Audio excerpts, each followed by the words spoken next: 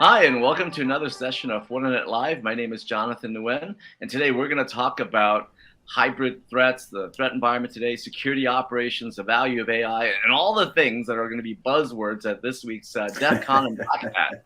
And so joining me today is my colleague, David Finger. How are you, David? I'm doing pretty good. I didn't make it out to Vegas for this one, but hopefully next year. Yeah, Vegas in August when it's so hot that the sagebrush spontaneously combusts, right? Yeah, it's a charming time of the year to be in Vegas. In fact, I hear it's lovely. So with that, let's talk about what's clearly in everybody's mind today. There have been all manner of ransomware attacks against every part of critical national infrastructure in the news lately. What are your thoughts about this ransomware or the types of APTs that are making headlines in the last couple of weeks? Well, it's obviously easy to assert that, well, things are more sophisticated than ever, and that's why we're continuing to see the incidents. And, we could pretty much say that every year. I think what stands out to me anyway is just the way that these organizations seem to be seeking out sort of the supply chains or the ways to compromise one to reach the many. Doesn't mean that it's never happened before, but it seems like it's becoming more and more prevalent, and they're making a conscious effort to really get the biggest bang for their buck, so to speak. But I'm kind of curious, what's your sense? I'm thinking it points out a couple of things. It points out that we are more interconnected than ever before. Second, it demonstrates that a lot of the structural issues that we saw leading up to this point really haven't been addressed. The lack of visibility, the lack of integration, the lack of automation, those are all the hallmarks of how you can exploit a 0-day, like in the news, and then transmit really known malware, but have a series of cascading effects across the industry. And so I think what makes the news is that, but what really tells me is that as an industry, we still haven't addressed those structural issues to get our arms around security. The fact that we still see 99% of all the exploits were known for at least a year, meaning that signatures were available, right? And so I think in the aftermath of that last large attack through the service provider chain, it's demonstrated that the 0-day exploit, yes, is true, but the malware that was actually sent through that service provider into their supply chain really was already known. So had you been a Fortinet FortiGuard Labs customer, you were already protected by that, right? So I think there's some good news in there, but it still shows that we still have a bit of a ways to go, right? Sure. Yeah. So, what are your thoughts with regards to that situation and its implications for security operations? Or do you think that there's some insights there that can be gained? Yeah, and I think that you raised a good point about that interconnectedness, and I'll just, go you one further and extend that to, not only is there a lot of interconnectedness, but there's really no such thing as a trusted application. Oh, right, that service provider was pushing it out through the RMM tool, so it must be okay. Again, not to pick on that incident, but whether it's that one, or there's no such thing as a trusted file location or a trusted third party or trusted set of credentials that oh yeah, that's okay. We just let that go, even though it looks odd. To your point about security operations function, we really do need to. I know there's a lot of noise out there, and you're looking to sort of constrain the amount of information you need to look at. But if things look off, I just don't think you can really say, oh, it must be okay because it was in XYZ location or XYZ individual. Yeah, I think from a security operations side of the house, it points out to a couple of things. That one, security shouldn't be bolted on. And I mean, by that, security shouldn't begin once the application goes into production, right? So we should definitely be leveraging like FortiGuard Labs and artificial intelligence to move detection to the far left as possible of the detonation of the boom, right? And so that means to me, leveraging AI during the DevOps period, so that from the time that application is being developed, you're leveraging AI, like through our capabilities here at Fortinet, to inspect the application, to detect the vulnerabilities, and develop mitigations for that way before it ever goes into production. And then once it goes into production, you're leveraging AI on those very mature prevention stacks to ensure that no new vulnerabilities are detected, no new exploits. You're protected against those things. And then it goes entirely through the application lifecycle. So I think it points out the needs for security before things go into production. That's one. The second aspect is, of course, from a security operations side of the house, is that a lot of these high profile attacks leverage times when people aren't working. Like in this Sure. case, it was July 4th weekend, right? And so I think it reinforces the idea that security is not a DIY exercise. I mean, it certainly isn't. Right? Certainly never sleeps. Because I wrote that blog that's that July 3rd Saturday, and I remember that very well.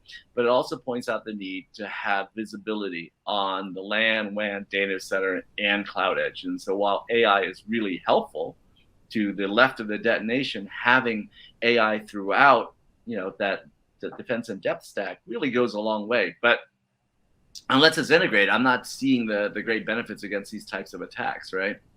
Yeah, and to your point about AI is a much used term, but I think the fundamental principle of leveraging machine processing and advanced analytics, regardless of which ones you use and which bucket they fall into in terms of the math and science behind it, definitely giving our security operators a machine-based lift and being able to throw a lot of horsepower right at it for the front end function. Not to take our human operators out of the equation, because at the end of the day, right, they do have the eyes on glass that are required, and to really dig in and leverage their expertise. But man, what a thankless job alert triage is, and the more that we can throw horsepower at it and reserve our experts for really the high value stuff, the better.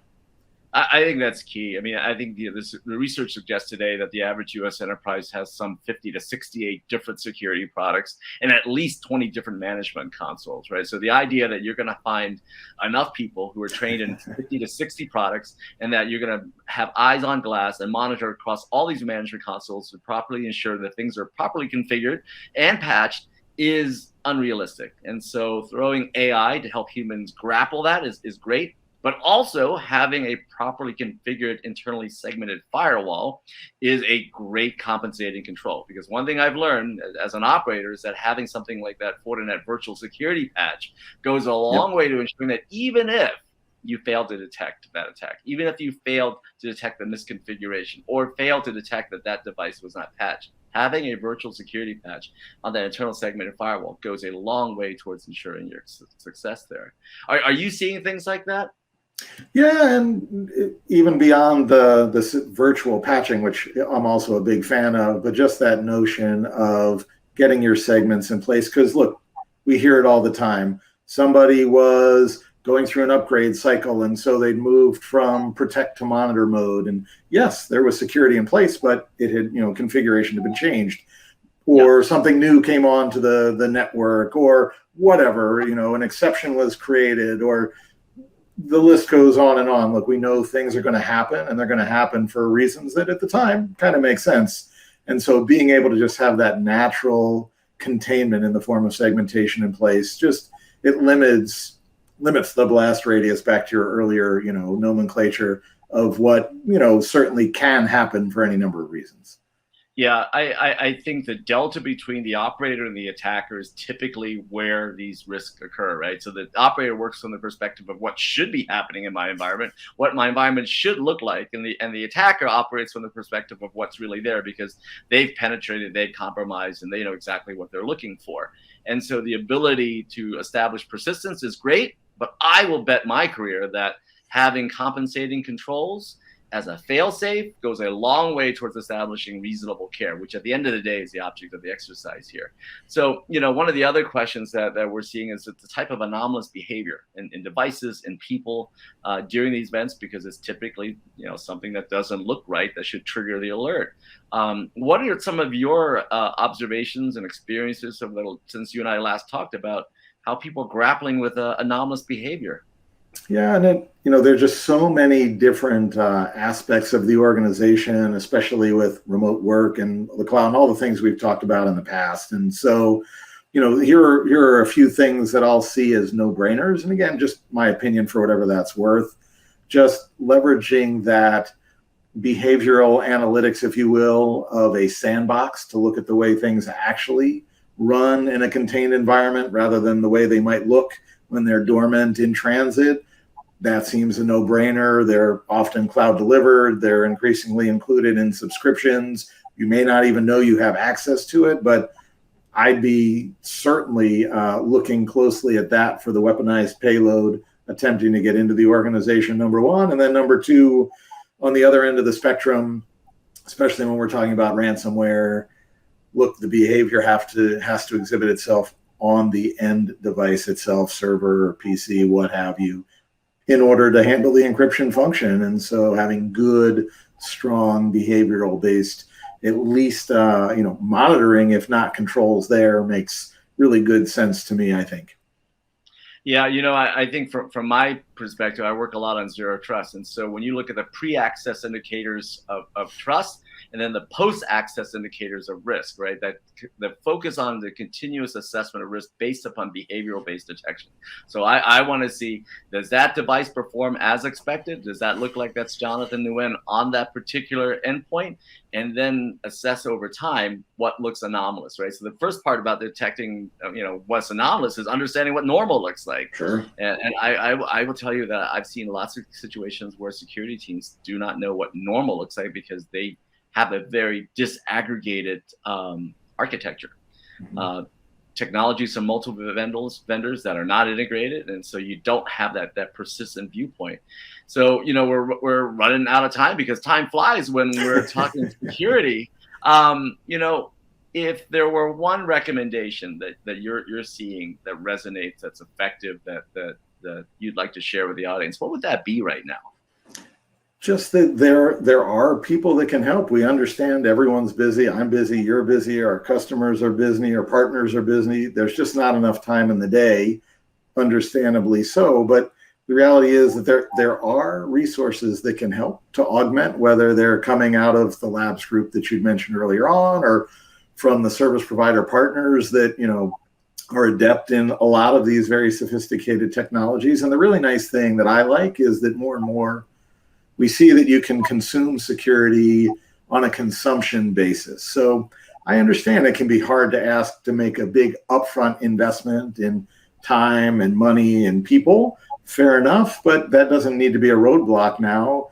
You can consume a lot of these, either technologies or even people, on an ongoing basis. So every day that you've reduced risk, you pay a bit of price for that, rather than having to take the leap of faith and write the big check up front. Yeah, I think for me, one of the biggest insights that I've seen is when it comes to ransomware, and that's what everyone's asking about today, is that what's your risk profile? And if you really believe that you're going to be targeted by the intelligence organizations of a nation state or by organized crime that's going to pay hundreds of thousands of dollars for an instance of true zero-day attacks, there's no way to stop that. Everyone agrees that. What you need to do is build resilience. What I will tell you that you should be worried about are the high-frequency known threats, right? The 99% of known exploits that happen every day. And I will tell you that a rigorous approach around security fundamentals and hygiene, things that we just talked about, goes a long way towards addressing those threats. And then I think that given that you may not be able to defeat a true zero-day that was developed by hundreds, thousands of threat actors in the dark web, then think about resilience, right? Think about defense in depth, think about backup, think about restoration capabilities that are aligned to your business processes. I think that's a much more effective way of spending your time and money. And that's what a lot of folks are telling me worked for them, especially during this last attack over the July 4th weekend. Any last words from you, David? No, just everybody have fun, enjoy, be safe at Black Hat, and I sure hope I see you next year. Well, I'll definitely see you. Hopefully not in Vegas during the middle of August, but all the same. With that, another session of Fortinet Live comes to a close. My name is Jonathan Nguyen. Our guest today is David Finger. Thanks for your time today, and have a great week.